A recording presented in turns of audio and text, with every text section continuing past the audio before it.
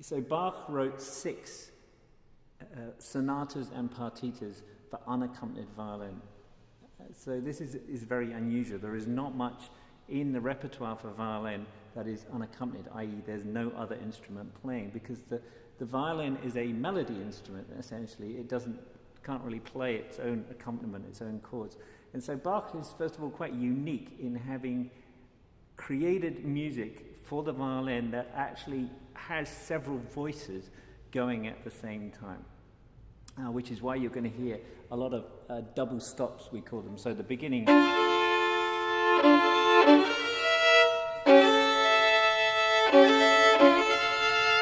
There's a lot of times where I'm playing lots of notes at once. So that's the first thing. So this particular music we're going to play is from the second partita. So of these 6 unaccompanied works for violin, there are 3 sonatas and 3 partitas.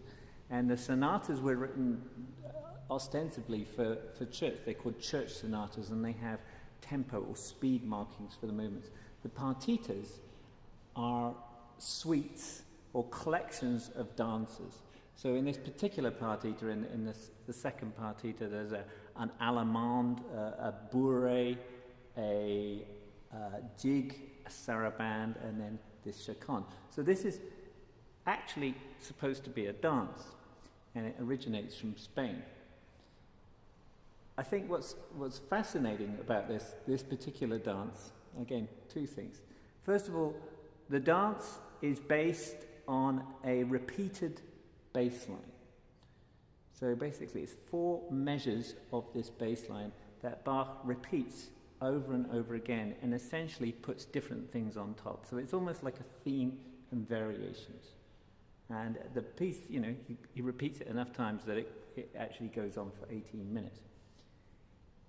And I imagine, I used to have a teacher, a Turkish violin teacher, a guy called Riese Yildiz in Germany, and his view of this was that Bach, who, as you might or might not know, was essentially a kind of he was an organist at the Thomaskirche in Leipzig, and much of his music was written to the glory of God, and he spent a lot of time in the church. So anyway, my teacher, Riese Yildiz, says he imagines that Bach stayed up late one night in the church. He had to get a bit of peace away from his, how many kids did he have? 13, I think? Something like that. A lot of kids. So he's in this peaceful setting of this incredible church, and he's sitting at the organ. And you have to think, I was thinking about this there's no electric lights around, of course, it's candles. And he just sits there and he meditates on this bass line. And these are just the workings of his mind as he thinks of different permutations, different nuances, different kind of flavors that he can add. And there's a kind of irony here, or a paradox, in that this really is a dance movement that is meant for dancing.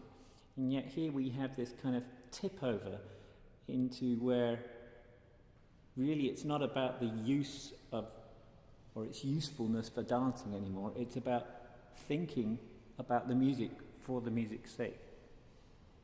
So I kind of, that struck me today. And the other thing that you're going to hear is just, you're not really aware of the fact that this is just a continually repeated bass line.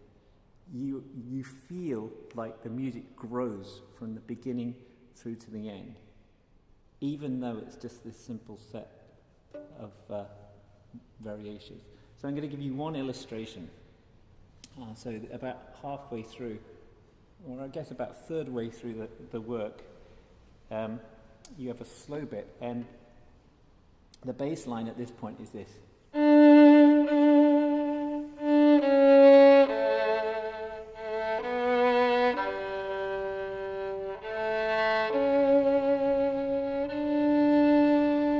So that's the bass line. And then he adds the voices over the top. See whether you can actually follow the repeated bass line.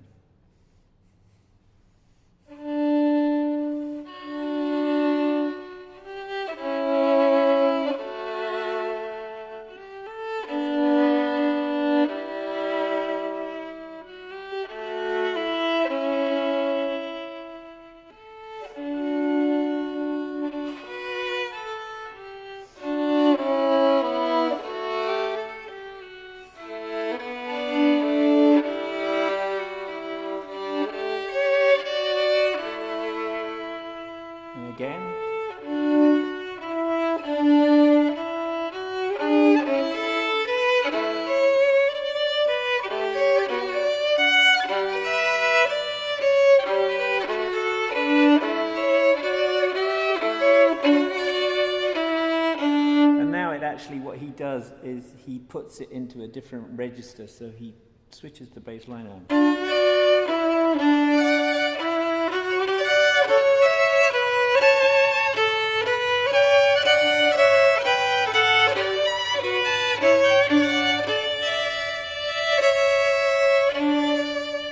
So it keeps going.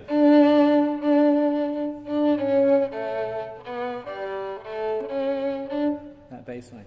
So you see how, again, you have on the one hand this pattern, right, this inevitable, repeated, ongoing, continual pattern.